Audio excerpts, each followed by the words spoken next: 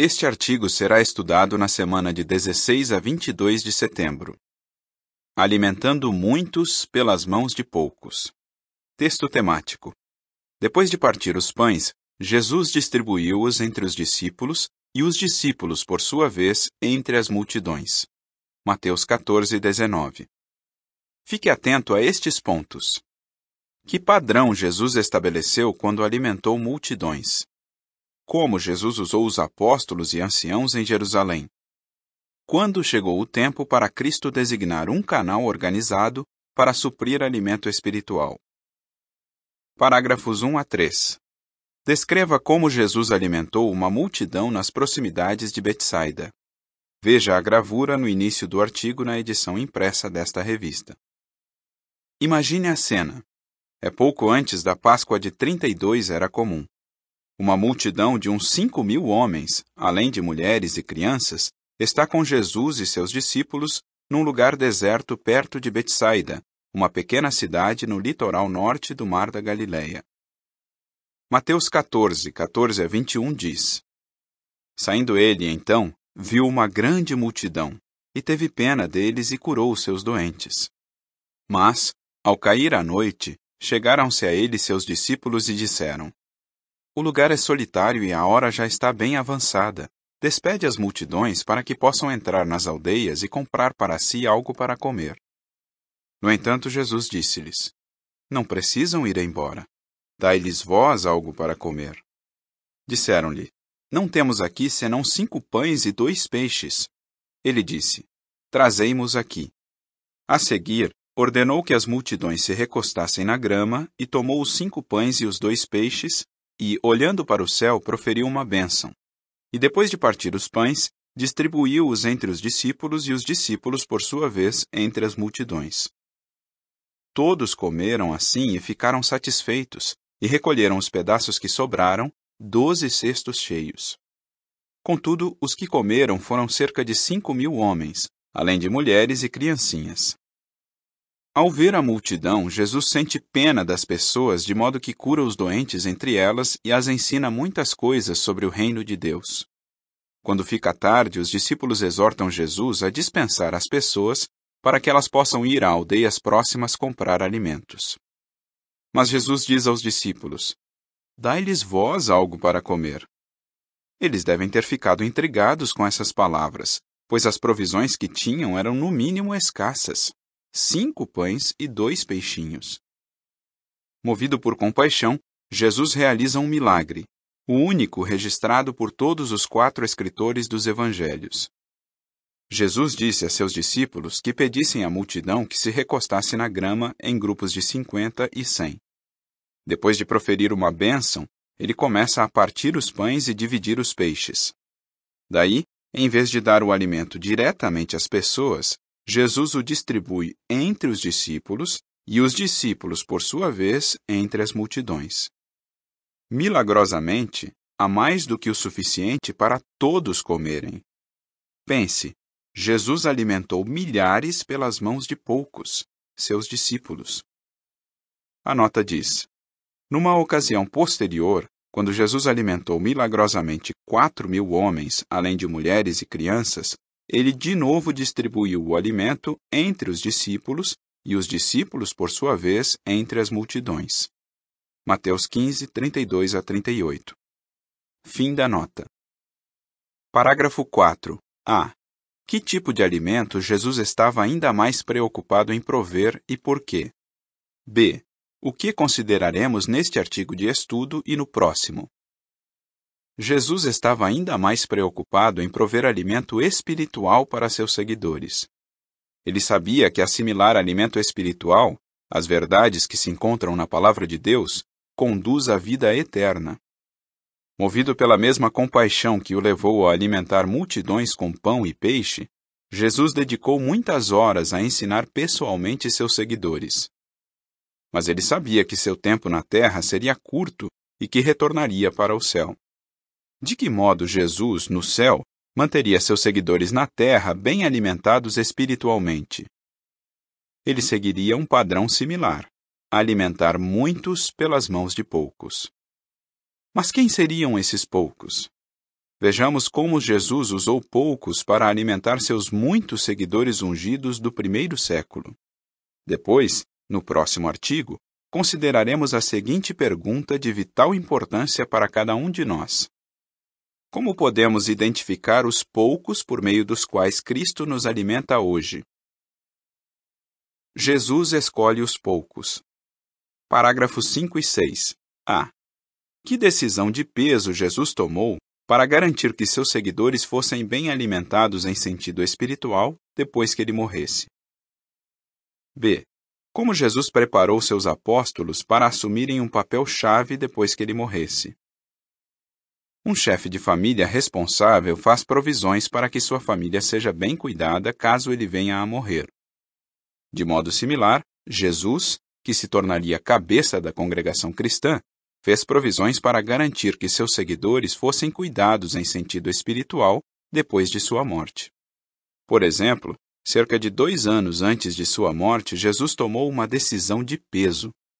Ele escolheu os primeiros dos poucos por meio de quem mais tarde alimentaria muitos. Veja o que aconteceu. Depois de orar a noite inteira, Jesus reuniu seus discípulos e, dentre eles, escolheu 12 apóstolos. Nos 2 anos seguintes, ele teve uma estreita relação com os 12, ensinando-os por palavra e exemplo. Ele sabia que eles tinham muito que aprender. De fato, continuaram a ser chamados de discípulos. Ele lhes deu valiosos conselhos pessoais e extensivo treinamento no ministério. Jesus evidentemente os preparava para um papel-chave depois que morresse e voltasse para o céu. Parágrafo 7. Como Jesus forneceu uma pista sobre qual seria a preocupação principal dos apóstolos? Que papel os apóstolos desempenhariam? Com a aproximação do Pentecostes de 33 era comum, ficou claro que eles serviriam num cargo de superintendência. Atos 1:20. Mas qual seria sua preocupação principal? Depois de sua ressurreição, Jesus forneceu uma pista sobre isso numa conversa com o apóstolo Pedro. João 21:1 e 2 diz: Depois destas coisas, Jesus manifestou-se novamente aos discípulos junto do mar de Tiberíades. Mas fez a manifestação do seguinte modo: estavam juntos Simão Pedro e Tomé, que era chamado o Gêmeo, e Natanael, de Caná, da Galileia, e os filhos de Zebedeu, e mais 2 dos seus discípulos. Os versículos 15 a 17 dizem: Então, depois de terem almoçado, Jesus disse a Simão Pedro: Simão, filho de João, amas-me mais do que estes? Ele lhe disse: Sim, Senhor, tu sabes que tenho afeição por ti. Disse-lhe ele: Apacenta meus cordeiros. Novamente lhe disse ele pela segunda vez: Simão, filho de João, amas-me? Ele lhe disse: Sim, Senhor, tu sabes que tenho afeição por ti. Disse-lhe ele: Pastoreia minhas ovelhinhas. Disse-lhe ele pela terceira vez: Simão, filho de João, tens afeição por mim? Pedro ficou contristado por ele lhe dizer pela terceira vez: Tens afeição por mim? De modo que lhe disse: Senhor, tu sabes todas as coisas. Tu te apercebes que eu tenho afeição por ti. Jesus disse-lhe: Apacenta as minhas ovelhinhas. Na presença de alguns dos outros apóstolos, ele disse a Pedro: Apacenta as minhas ovelhinhas. Com isso, Jesus indicou que seus apóstolos estariam entre os poucos por meio dos quais ele proveria alimento espiritual a muitos. Que tocante e reveladora indicação dos sentimentos de Jesus para com suas ovelhinhas.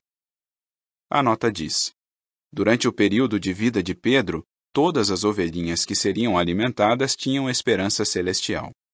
Fim da nota. Alimentando muitos do Pentecostes em diante. Parágrafo 8. Como os novos crentes no Pentecostes mostraram que reconheciam claramente o canal que Cristo estava usando. A partir do Pentecostes de 33 era comum, o ressuscitado Cristo usou seus apóstolos como canal por meio do qual alimentava seus outros discípulos ungidos. Atos 2, 41 e 42 diz: Portanto, os que abraçaram de coração a sua palavra foram batizados, e naquele dia acrescentaram-se cerca de 3.000 almas. E eles continuavam a devotar-se ao ensino dos apóstolos e a partilhar uns com os outros, a tomar refeições e a orações. Esse canal foi claramente reconhecido pelos judeus e prosélitos que naquele dia se tornaram cristãos ungidos por Espírito. Sem hesitar, continuavam a devotar-se ao ensino dos apóstolos. De acordo com certo erudito, o verbo grego traduzido continuavam a devotar-se pode significar uma firme e bem focada fidelidade a certo proceder. Os novos crentes tinham uma grande fome de alimento espiritual e sabiam exatamente onde obtê-lo. Com inabalável lealdade, eles recorriam aos apóstolos em busca de explicações das palavras e ações de Jesus e de nova luz sobre o significado dos textos das Escrituras referentes a ele. A nota diz: o fato de que novos crentes continuavam a devotar-se ao ensino dos apóstolos dá a entender que estes ensinavam em base regular. Parte dos ensinos dos apóstolos foi registrada permanentemente nos livros inspirados que agora fazem parte das escrituras gregas cristãs. Fim da nota. Parágrafo 9. Como os apóstolos mostraram que mantiveram claramente em foco a sua responsabilidade de alimentar as ovelhas de Jesus. Os apóstolos mantiveram claramente em foco a sua responsabilidade de alimentar as ovelhas de Jesus. Por exemplo, note como eles trataram de um assunto delicado e que poderia causar divisão que surgiu na recém-formada congregação. Ironicamente, a questão envolvia alimento material. Viúvas de língua grega estavam sendo passadas por alto na distribuição diária de alimentos, mas não as de língua hebraica. Como os apóstolos resolveram essa situação delicada? Os 12 designaram 7 irmãos qualificados para supervisionar a incumbência necessária, a distribuição de alimentos. Os apóstolos, a maioria dos quais sem dúvida havia participado na distribuição milagrosa de alimentos às multidões feita por Jesus, viram que era mais importante para eles se concentrarem em prover o alimento espiritual. Assim, eles se devotaram ao ministério da palavra. Atos 6, 1-6. Parágrafo 10. Como Cristo usou os apóstolos e os anciãos em Jerusalém? Em 49 era comum, os apóstolos que ainda viviam já tinham a companhia de outros anciãos qualificados. Atos 15, 1 e 2 diz: certos homens desceram então da Judéia e começaram a ensinar os irmãos. A menos que sejais circuncidados, segundo o costume de Moisés, não podeis ser salvos. Mas, quando havia ocorrido não pouca dissensão e disputa com eles da parte de Paulo e Barnabé, providenciaram que Paulo e Barnabé e alguns outros deles subissem até os apóstolos e anciãos em Jerusalém, com respeito a esta disputa. Os apóstolos e anciãos em Jerusalém serviam como corpo governante. Como cabeça da congregação, Cristo usou esse pequeno grupo de homens qualificados para resolver questões doutrinais e supervisionar e dirigir a pregação e ensino das boas novas do reino. Parágrafos 11 e 12. A. Que prova há de que Jeová abençoou o arranjo por meio do qual seu filho alimentava as congregações no primeiro século? B. Como o canal que Cristo usou para fornecer alimento espiritual era claramente identificável? Será que Jeová abençoou o arranjo por meio do qual seu filho alimentou as congregações do primeiro século? Definitivamente sim. Como podemos ter certeza? O livro de Atos nos informa. Ora, enquanto o apóstolo Paulo e seus companheiros viajavam através das cidades, entregavam aos que estavam ali, para sua observância, os decretos decididos pelos apóstolos e anciãos que estavam em Jerusalém. Portanto, as congregações continuavam deveras a ser firmadas na fé e a aumentar em número dia a dia. Atos 16, 4 e 5. Note que essas congregações prosperavam como resultado de sua cooperação leal com o corpo governante em Jerusalém. Não é isso uma prova de que Jeová abençoou o arranjo por meio do qual seu filho alimentava as congregações? Lembremos-nos de que a prosperidade espiritual só é possível com as ricas bênçãos de Jeová. Vimos até aqui que Jesus seguia um padrão ao alimentar seus seguidores. Alimentou muitos pelas mãos de poucos. O canal que ele usou para prover alimento espiritual era claramente identificável. Afinal, os apóstolos, membros originais do corpo governante, podiam fornecer provas visíveis de apoio celestial. Por intermédio das mãos dos apóstolos continuavam a ocorrer muitos sinais e portentos entre o povo, diz Atos 5:12.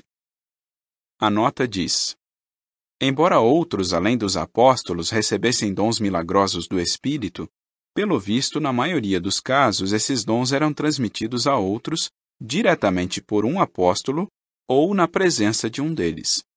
Fim da nota.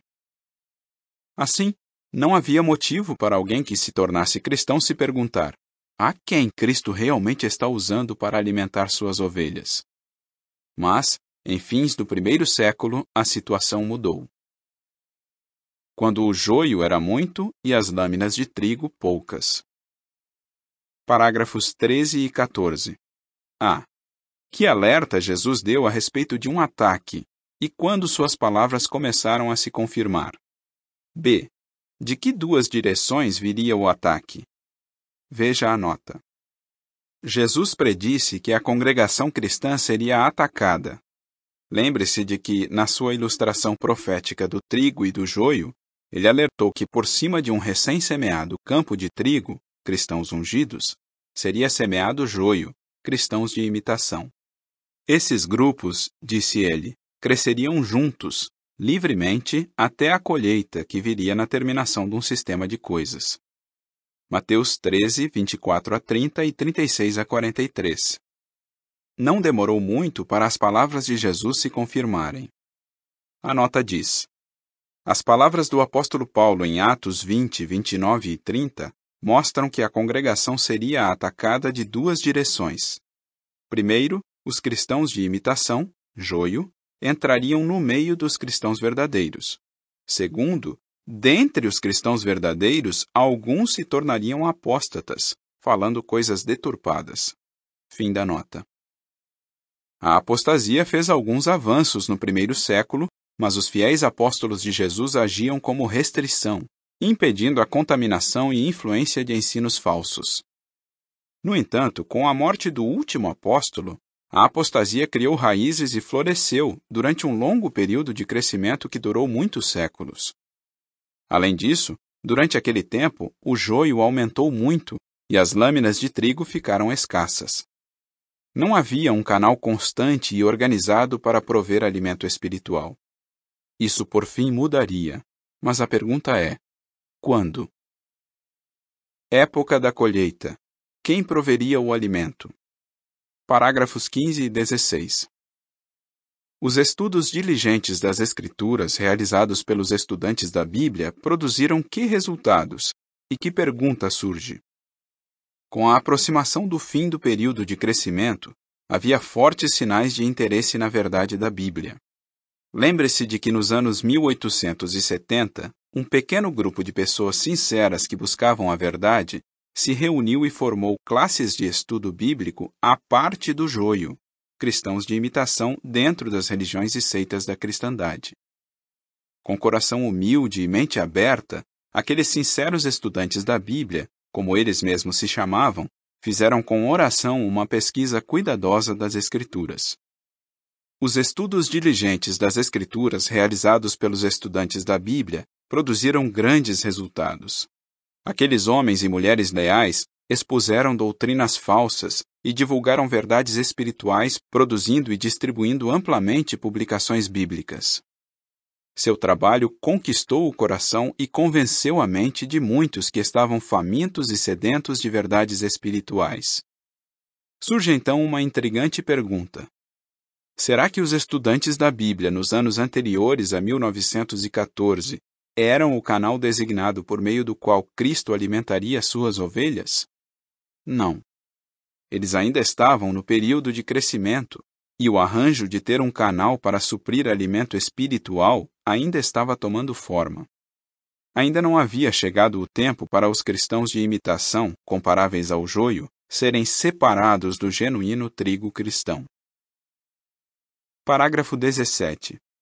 Que importantes acontecimentos começaram a ocorrer em 1914? Como vimos no artigo anterior, a época da colheita começou em 1914. Naquele ano, começaram a ocorrer muitos acontecimentos importantes. Jesus foi entronizado como rei e começaram os últimos dias. De 1914 até a parte inicial de 1919, Jesus acompanhou seu pai ao templo espiritual para fazer uma obra de inspeção e purificação muito necessária. Daí, começando em 1919, era tempo de ajuntar o trigo. Será que havia finalmente chegado o tempo para Cristo designar um canal organizado para fornecer alimento espiritual? Sem dúvida que sim. Parágrafo 18. Que designação Jesus predisse que faria e qual era a pergunta crucial quando estavam começando os últimos dias? Na sua profecia sobre o tempo do fim, Jesus predisse que designaria um canal para suprir alimento espiritual no tempo apropriado. Mateus 24, 45 a 47. Que canal usaria? Fiel ao padrão que estabeleceu no primeiro século, Jesus mais uma vez alimentaria muitos pelas mãos de poucos. Mas, como os últimos dias estavam apenas começando, a pergunta crucial era: quem seriam os poucos? Essa e outras perguntas sobre a profecia de Jesus serão consideradas no próximo artigo. Depois de ouvir esse artigo, como responderia? Que padrão Jesus estabeleceu quando alimentou multidões? Como Jesus usou os apóstolos e anciãos em Jerusalém? Quando chegou o tempo para Cristo designar um canal organizado para suprir alimento espiritual? Fim do artigo.